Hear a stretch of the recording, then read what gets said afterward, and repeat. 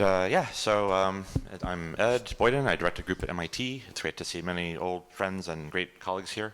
Today I want to talk a little bit about some thoughts on technologies for mapping imaging dynamics of and controlling dynamics of the brain, and where they may synergize maybe in the short to medium term towards whole brain emulation. I guess one concept or maybe metaphor that I've been really obsessed with is this idea of the ground truth. What are the fundamental building blocks? And then how can we understand how they interact?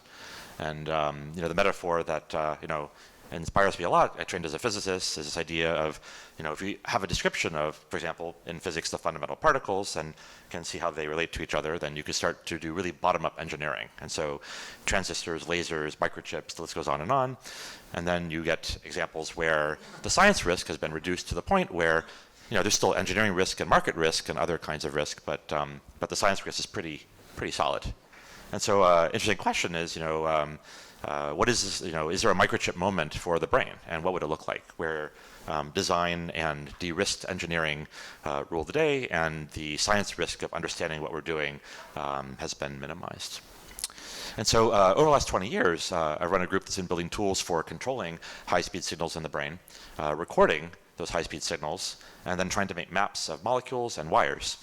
And of course, we've been mostly sharing these tools for other people to use. And one question is, can we assemble these into a pipeline where perhaps we could integrate all of them and get the kind of data that would yield very ground truth oriented, bottom-up software simulations of the brain? And I know there are many other ways to go after simulation. I don't claim this to be the only way of doing it, but the hope is that the sort of combinatorial explosion of possibility that bottom-up simulation allows could be very informative for a variety of different arenas, including predicting therapeutic targets, maybe delving into philosophical explorations, and then of course of interest to many is AI. So a couple tool sets we are now trying to figure out: how would you scale them up to whole brains, and what would that look like? And so one tool set that we've worked on for a very long time is optogenetics, where we use light to control brain cell activity, and then just as you bring electrodes into the brain, you can bring optical fibers in. There are all these molecules from all over the tree of life that convert light into ion fluxes, and therefore can be genetically installed in brain cells in order to turn them on or off. We can then hyperpolarize cells by transporting positive charge out of a cell or negative charge into it, or we could activate a cell by bringing positive charge into it.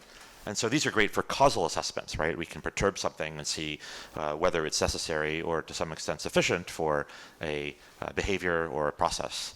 And so where we're at right now is thinking a lot about how do we take this concept of holographic optogenetics, pioneered by people like Valentina Miliani, and to scale it up to entire brains, starting with small brains. And so one of the goals is maybe starting with small brains like those of fish and worms. Could you be able to control every cell in real time with high-speed holographic projectors, basically?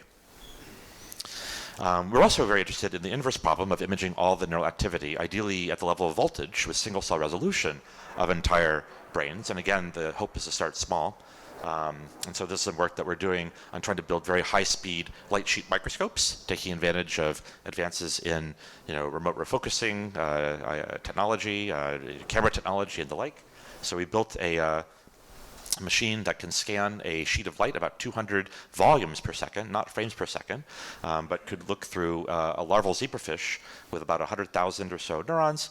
And these look like electrical traces, but they're not. We're imaging the voltage of them using the positron 2 molecule from Genelia. I think a lot of people in voltage imaging kind of blamed indicators for the poor quality of some voltage imaging experiments, but I think this result suggests that we should, in the microscope part of the field, also take some of the blame. And the hope is that being able to record and maybe control entire brains with single cell resolution is not too far off, at least for small brains.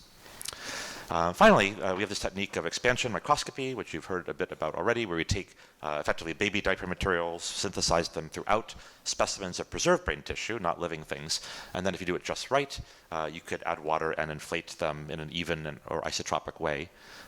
So we announced this discovery about 10 years ago that we could physically magnify objects. Optogenetics and expansion are both in widespread use by thousands of research groups.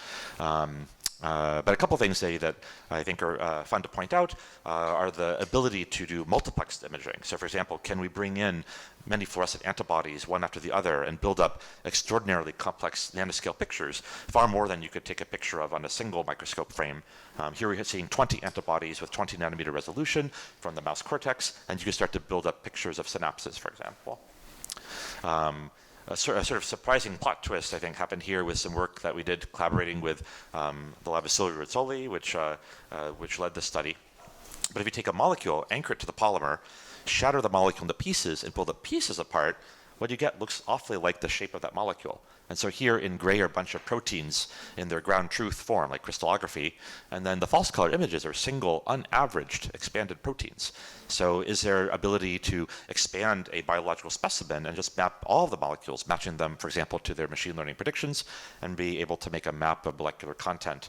And this idea of controlled fragmentation has been kind of taking off. Another group, Jason Brun-Roster's group at Harvard, did controlled fragmentation of the genome and then pulled the genome apart and sequenced it. Another beautiful paper earlier this year. So there might be an emerging theme here of some kind of controlled fragmentation followed by, some kind of sequencing-like event. You already heard about mapping kinetomics from Andrew, leading E11. And of course, the idea of putting the molecules in the context of the kinetome is very helpful as a concept. And our hope then is to stitch all these together. So for example, can we image and control in blue neural activity throughout entire brains, starting with small brains, in yellow, make maps of molecules and wiring, and then make at least 3 kinds of models, top-down models, where from network activity, can we predict more of it? Already many pioneering modelers have been doing work like that. But maybe with the molecular information, can we infer physiology and underlying mechanisms from neural data of dynamical nature? And finally, bottom-up prediction. Can we predict from molecules alone, if we know what their functions are, what neural circuits do? And then I think I'm out of time, but we're also very interested in whether we can make living mammalian brains more transparent. Expansion, as I think we've been discussing, could maybe scale up to whole brains because you can chop into pieces, but can we raise the refractive index of saline and make living mammalian brains more transparent? So there's a bioRxiv preprint if you want to take a look at this, but I think I'm out of time, so I won't talk about it further. And we'd love to discuss things afterwards. Thank you.